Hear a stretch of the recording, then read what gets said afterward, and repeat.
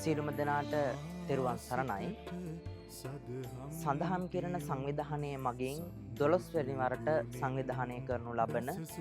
බුදුන් නොදුටු අපට බුදුන් දකින්නට සම්බුද්ධ ගුණ වන්දනාව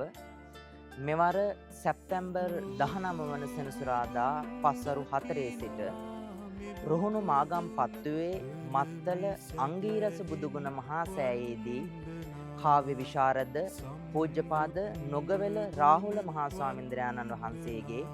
ගෞරවනීය වැඩමවීමෙන් සිදු කිරීම සඳහා සඳහන් කිරණ සංවිධානය සූදානම් වෙමින් පවතිනවා. ඒ නිසා ඔබටත් ආරාධනා කරනවා සැප්තැම්බර් 19 වන සෙනසුරාදා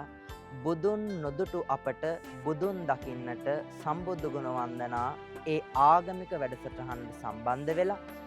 ඒ රුහුණු මාගම්පත්තුවේ ඉදිවන සුවිසල් මහා සෑර් රජුන් අභියසින් ඇසෙනා බුදුගුණ ස්වරය ශ්‍රවණය කරන්නට ඒ මහා සෑරජුන් දැක බලා වන්දනා කරගන්නට පැමිණෙන්නට කියන ආරාධනාවත් කරමින් එදිනට මේ සම්බුද්ධ ගුණ වන්දනාව සඳහන් කිරණ TV අප මාධ්‍ය ආයතනය Facebook සහ YouTube මාධ්‍ය ඔස්සේ සජීවීවද විසිරුවා හරින්නට කටයුතු සූදානම් කරලා තිබෙනවා. ඒ නිසා ඔබටත් නැවත නැවතත් ආරාධනා කරනවා සැප්තැම්බර් 19 වන සෙනසුරාදා රුහුණු මාගම්පත්තුවේ මත්තල අංගීරස බුදුගුණ මහා සෑයට පැමිණෙන්න ඒ අභියසින් ඇසෙන බුදුගුණ ස්වරය ශ්‍රවණය කරන්න.